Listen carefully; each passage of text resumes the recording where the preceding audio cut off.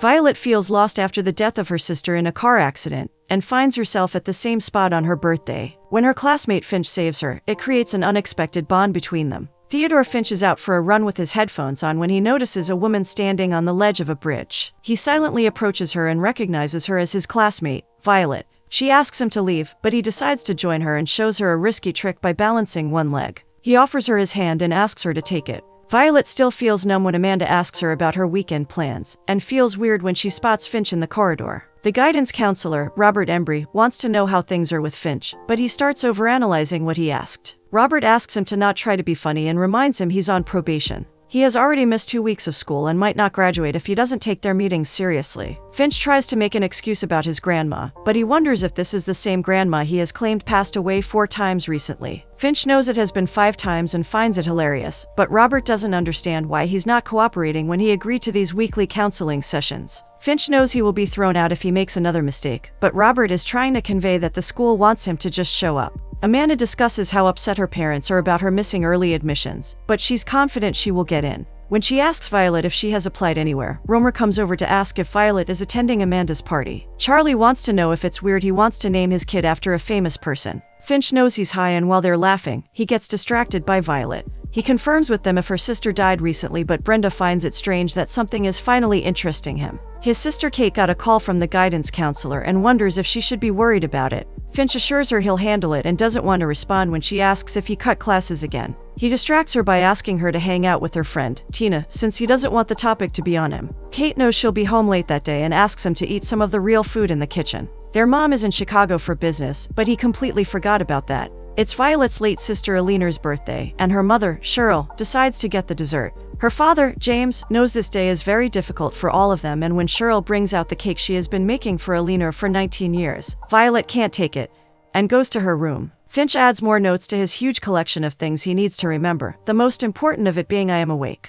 He Googles Violet and finds a website with her sister Alina and an article about her perishing in a car accident at the same spot where he saw Violet. Professor Hudson wants them all to prepare a report on 2 or more wonders of Indiana for their class project. He decides to give them plenty of time to explore the place and write about it. Violet enters the class late and drops her books, which makes everyone laugh. Finch decides to take the attention away from her and drops his own chair while joking about wondering what happened. She smiles at Finch for his help, and when the professor mentions they have to do the project in teams of 2, Finch asks if they can choose their partners. After the class, Finch asks for her thoughts about a perfect day, but she thinks she's the last person he should be asking. He makes another note that about feeling good because she smiled at him. Violet informs Cheryl about the project and wants to withdraw from it because she's not comfortable working on that with a partner. Hudson isn't letting her choose an alternative either, and even Cheryl agrees it might be time for her to get back out there, since she doesn't hang out with her friends anymore. Violet offers to go to a party if Cheryl can convince Hudson to take her out of the project. Violet reaches Amanda's party and reluctantly agrees to have a drink. Finch is checking how long he can last underwater in his bathtub,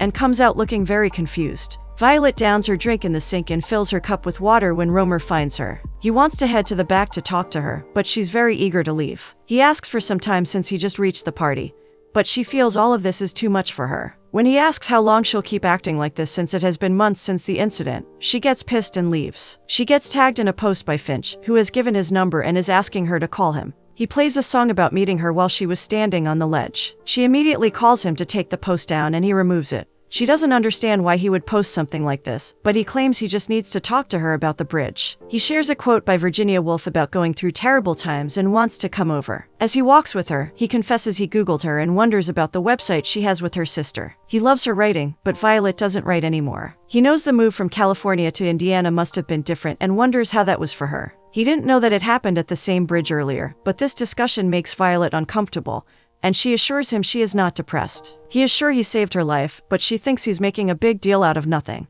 His primary aim is to be partners with her for the Wandering Project because he wants her to get out more. He is sick of people as much as she is, but he wants her for this project because he thinks even the smallest places could end up meaning something to them. He also gives her another quote, to keep about her having at least 1,000 capacities in her. She reminds him that everyone calls him the freak, and he knows it's only because he does things sometimes without thinking, and people need to put a label on everything. No one likes messy or different, and they both understand that. But Violet is confident about her parents convincing Hudson to get her out of the project and asks him to find a different partner. She tries to negotiate with Hudson herself in the morning, but it's of no use. He finds her biking on the road and asks about her meeting, since even he knows Hudson wants full participation. She agrees to do the project with him only if they don't use the car at all, because her sister passed away in a car accident too. They start wandering on their bikes and he asks her about the one place she wants to go to. While she chooses California since it's warm, he dreams of going to an undiscovered place if he gets the chance. They reach Indiana's highest point, where he asks her to come on the rock with him for the most amazing view. She's very pissed with how bad the view is, and knows if she came there for any reason other than the project, she would be very disappointed. After a very long time, she finally laughs about how lame the view is with him but goes silent when she realizes she's happy. She shares that she was on the bridge that day because it was her sister's birthday. When she asks why he was out so early for a run, he tries to avoid the question and they decide to jump from the high point for fun. He has brought trinkets they can bury there to make their mark, and when she notices him looking at her, he claims he's trying to do a staring contest. She feels competitive too and decides to participate. When Violet reaches home that day, she opens her sister's room, but closes it soon enough since it's too painful. For the first time, Finch is fine with Kate staying over at Tina's place, since he usually hates her and has something to say. He feels like all his rantings have probably already made an impression on Kate, so he doesn't have to repeat anything. He makes more notes that night and sends Violet a message of the same quote by Wolf. She Googles Wolf and replies with another quote. While he has the book with notes in front of him, she keeps using Google to reply to him with quotes. When she's been waiting for a reply for a long time, she hears a stone hitting her window and notices Finch standing under it. He convinces her to come out with him to another wander in the dark, and takes her to a wall which has a before I perish list so people can add their wishes to it.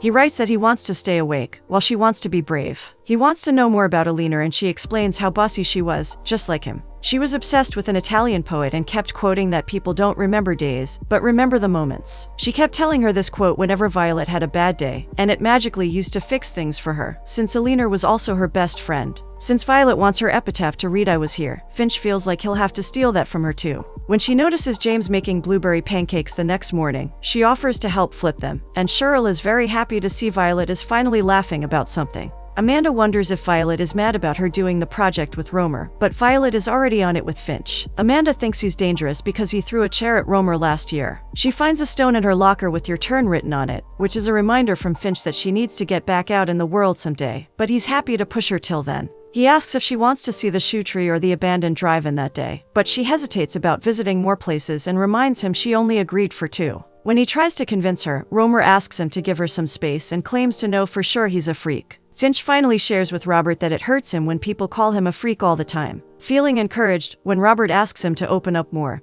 he jokes again about them having a fainting couch for their sessions. He hasn't looked into the support group he suggested, so Robert writes down the details and asks him to consider it seriously. He runs that night again to clear his head, and in the morning, James is curiously looking at his lawn since he spots a kid there. Violet wakes Finch up and he explains he's there because he needs her to see the best wander yet. But they need to use the car for it since it is 160 miles away, which is not an option for Violet. He throws his keys and promises to drive slowly and stop wherever she wants, but she needs him to stop pushing her for no reason. He feels like this is more about her than the project, since he wants her to get out of the 3-mile radius she has restricted herself to, in order to explore the world. Her parents wonder about the commotion and Finch introduces himself as her project partner. He asks for their help to get Violet to agree to go with him in the car, and promises he is a very safe driver. Cheryl thinks it's her decision but feels like it might be a good idea. She gives them a look and walks inside, and they all wonder if she will come out. She agrees to get into the car while he searches for his keys. He keeps checking up on her, but she just wants a change of topic. When she puts some music, he gets embarrassed and turns it off, which makes her laugh. She remembers the day she was driving with Alina and they didn't know how fast they were going till Alina told her she can't hold on and the car slammed the bridge. All she recalls is the glass slamming her face and her sister screaming before a blackout. When she woke up in the hospital, her mother told her Alina was gone. Happy that she opened up to him, Finch holds her hand to reassure her. Violet also feels more comfortable in the ride and opens her window to enjoy the air. This next wander makes her smile since he managed to get her close to a huge ride in the middle of nowhere. Finch is buckled in and ready for the ride, and by the end of it, he can't describe how amazing it was. Violet is excited too and closes her eyes to make the most of it. She laughs so hard after it and asks for another chance, which makes Finch very happy. Finch puts a song on their drive back to entertain her. He shows her a map where he has circled a place he wants to take her to one day. He also gives her a diary to write about these places, and reminds her that she's a writer. He tries to give her some notes for fun and she laughs about how irritating he is. She feels nice having a friend again but doesn't want this to go to his head. He admits that he likes how full of brightness she is, like all colors combined in one. He suddenly stops the car and gets off to open the door for her. As she steps out in confusion, he kisses her. She kisses him too and they both feel a lot in sync at that moment. They walk across the field holding hands and reach the shoe tree, which turns out to be a lot of fun for them. Violet is excited about life again and isn't afraid of dancing around in the middle of nowhere. She starts hanging out with his friends Charlie and Brenda too. But Finch always seems distracted. When Finch is missing from class one day, she gets nervous and texts him about where he is. Hudson hopes they're ready to present their projects to the class very soon. Violet discusses how Finch has been missing for a few days with no response, but Charlie and Brenda are used to this behavior. With them, he has even disappeared for a week at times and feel like it's something people close to Finch always have to deal with. But they know he comes back eventually, even if Violet is mad he doesn't have the decency to reply to her. The next morning, Violet notices Finch talking to her parents about showing her around and getting her to spend more time with him. She's mad he just disappeared on her, but he's excited to show something to her first and opens his car to reveal too many flowers, which makes her smile. He brings her to a place where a few boys went swimming in the 50s and never came back. There's a legend that the lake is bottomless, and the space in the middle sucks you in to take you to another world. She doesn't feel very comfortable about swimming there after that, and tries to make an excuse about the water being too cold. She claims she's afraid of dying, but realizes she might be more afraid of being ordinary. He gives her a chance to prove that she's not, and she prepares to swim too. She feels conscious about herself, but after staring at her for a while, he comes over to kiss her. She playfully pushes him and jumps in, where he follows her, and they both get excited about how cold the water is. He follows her lead inside the water and they start splashing each other when they're back on the surface. He shares that he is most afraid of losing his sister, since with his mom gone a lot, and his dad who left a long time ago, Kate is all he has. When she asks how he got his scar, he feels the need to find the bottom of the lake and jumps in. She waits for a while, but when he doesn't come up for a long time, she dives in to find him. She looks around for a while and he finally emerges to the surface behind her. But this time, she's very angry about what he just did. He apologizes and assures her he didn't want to scare her, but now she needs an answer about where he goes when he disappears. She needs to know something real about him if he doesn't want her to leave. He admits that he keeps going to these different places to remind himself that he's in control. His dad used to get in some dark moods and she knows he gave him that scar. He was much smaller then, so he didn't know how to get away. Violet understands and kisses him, and they decide to spend some time on the railway tracks. As it rains, they keep singing and feeling closer, and consumed by passion, they sleep together. Violet panics in the morning because she was supposed to be home at night and apologizes to her parents when they're back. They ask Finch to stay away even while he pleads with James to blame him instead of her, since he always f***s things up. James asks him to leave, and when he reaches home, he starts pulling down all the notes that helped him focus. Cheryl explains how worried they were when they didn't hear from her all night. Violet admits her mistake but doesn't want them to blame Finch, because she kept him out all night too. Finch starts painting over his wall to get rid of all the notes, and when even a run doesn't help, he comes back home to throw all his clothes out of his cupboard so he can write notes again. Romer tries to warn Violet since he thinks she's getting herself into a lot of trouble hanging out with Finch. When Finch tries to take her away from him, Romer is sure she's only with him because she's trying to fix him. When he calls Finch a freak again, he gets very angry and starts beating Romer up, even with Violet asking him to stop. When Charlie intervenes, he punches him too, and only stops choking Romer when he looks at Violet and knows he has messed up a lot. He walks away and starts beating his steering wheel in frustration when he gets home, but he decides to go somewhere and takes his car out again. Violet thinks he has disappeared again, and even Charlie, who has known him for years, knows that when he gets in such moods, it's very difficult to deal with him or expect him to contact them. Charlie still sticks around with him because he loves him, and since he doesn't want to abandon Finch, who already thinks everyone leaves him. Violet reaches his house to ask for Finch, and Kate knows something must have happened. Finch is attending the support group where he gets introduced to others who are struggling like him. He's shocked to see Amanda there too, and when it's his turn, he discusses that he's not sure why he's there. He feels like it has something to do with the fight he had at school and wants them to understand that he gets lost sometimes and feels like he is there in the moment, but also not there. He thinks only running helps clear his mind, but it's not very effective. Amanda shares that she has tried to end herself twice, and she still thinks about it every day. Violet is unable to contact him, but Kate needs to leave for work, so she asks her to stay back and call her if she hears anything.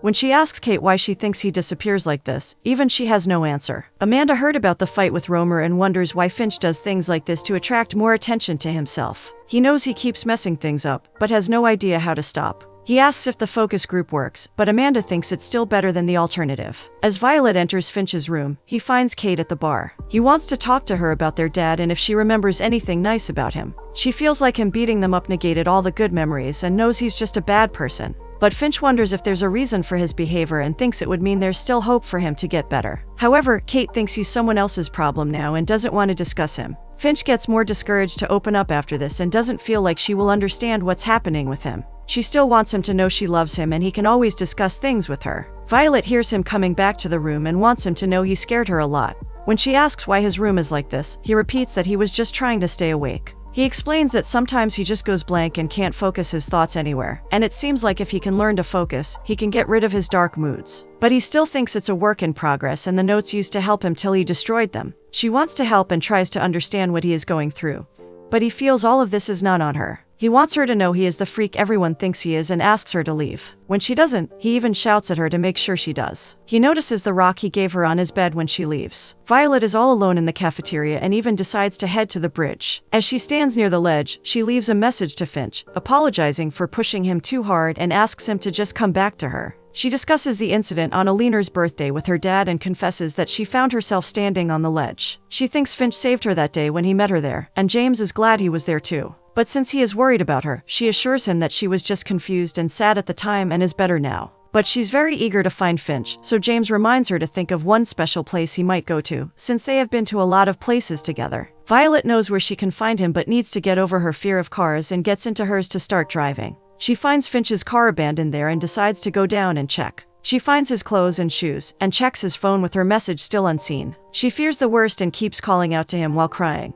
But since there's no response for a long time, she knows he's gone. She feels very numb as she holds onto his clothes and at the funeral too, where she shares a look with Amanda. She hugs Charlie and Brenda before leaving, and even shares a look with Kate. She feels guilty about not being there for him when he needed her the most. When Amanda also opens up, Violet apologizes for not knowing what she was going through or being there for her. Violet checks the journal he gave her and the map with the circled spot where he wanted to take her. She drives up to the place to find an empty traveler's prayer chapel, created as a sanctuary for weary travelers who want to rest on their journey. She learns that it was built in memory of all those who lost their lives in auto accidents. She smiles when she notices it's also a place for healing and remembering those who are gone too soon. When she looks at the list of guests, she finds an entry by Finch with the same quote he once said he would steal from her for his epitaph. Violet shows her project in class about the things she used to worry about, which didn't matter, till everything changed without her knowing. She started smiling and worrying about missing out on the beautiful moments and the places she visited after she met Finch. He taught her how to wander and accept the unexpected, especially how even ugly places can look beautiful with a different perspective. She now dances with his friends the way she used to with Finch,